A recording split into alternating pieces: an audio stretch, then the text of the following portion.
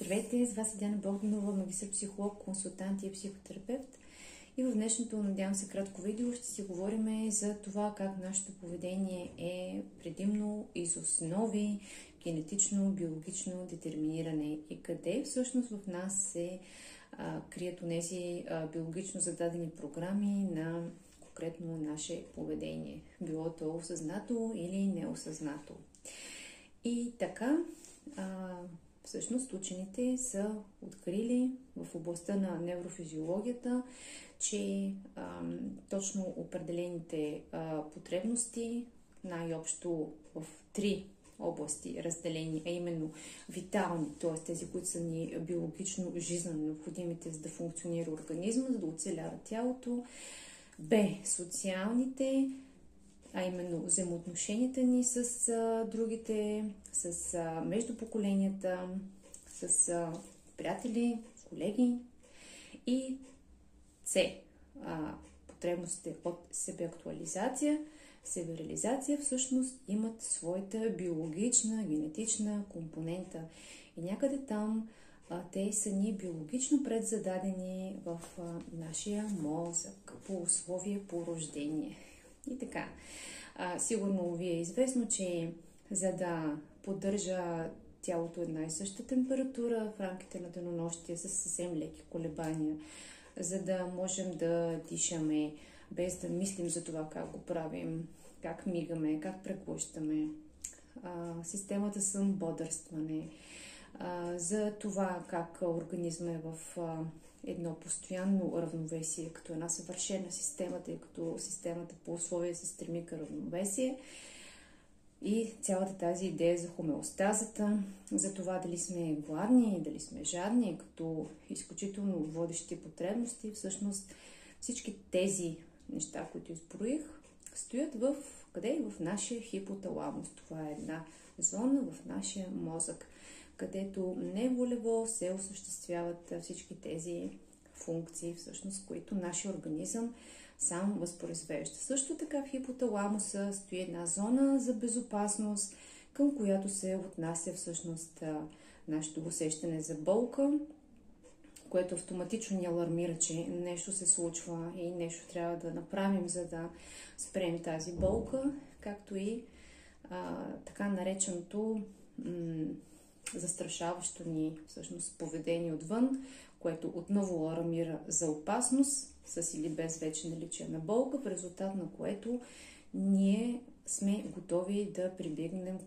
прибегнем към два типа именно поведение. Към пасивно-агресивно, а именно чрез страх, чрез отлагане във времето, чрез мълчалива обида или чрез открита агресия, каквато може да бъде на такава конфронтация, било то вербална, било то чисто физическа. Отново за това имаме своите биологични предпоставки. Иска ми се да добавя също така, че така наречените социални потребности, а именно това как да общуваме с хората, как да реализираме отношенията си, даже като родители, особено отношенията между майка и дете, отношенията на лидерство в групата, например, потребността да завоюваме нови територии, т.е. за териториалност. Отново имаме своите биологични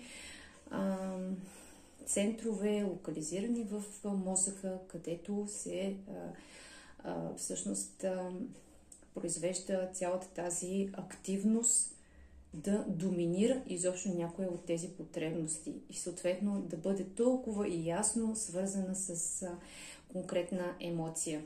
Така, например, не бихме могли да си представим майчинството без топлина, без всеотдайност, без грижовност, любов, съчувствие, изобщо всички ни такива меки, любящи, нежни полутонове на целият този спектър от майчински емоции, които обаче успяваме да прочувстваме именно чрез хормон окситоцин, който не случайно и пролактина се измисли от природата да се отделят точно в този период от време.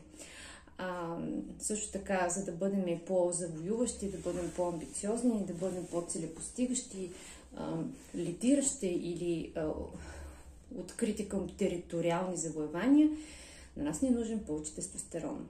Нужен е повече адреналин.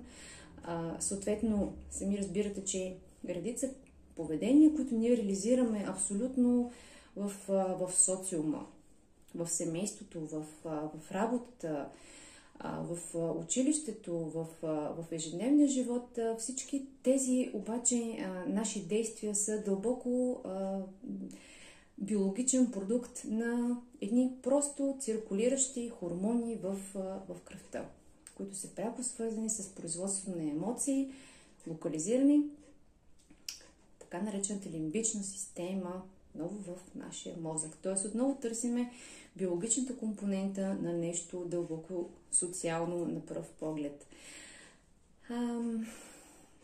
Себеактуализацията. Нали? Нека да не пропускаме потребността от себереализация, от професионална, интелектуална реализация. Всичко това, което в личността съществува като потенция, като ресурсност да се реализира в някакъв бъдещ план, оказва се, че и това също има своята биологична, мозъчна компонента. Така че, ако можем да сложим един общ знаменател, всички потребности, които изборих, всъщност дълбоко ни детерминират и една единствена обаче остава водещата, и то е възможна само в един момент да бъде водеща и детерминираща, доминираща една единствена потребност, която да ни води към определен род поведение. Тоест в един същи момент ние не можем да реализираме две потребности. Затова нашата психика и нашето тяло е едно непрекъснато бойно поле на воюващи помежду си потребности. С вас бе Диана Богданова и не забравяйте, че светът отвън е по-усмихнат, когато сме усмихнати отвътре. Това беше моето видео за вас, за биологичната предистория, всъщност генетичната унаследяемост на програмите, които ние реализираме в социума като поведение и като отношение към другите и към света. До нови срещи!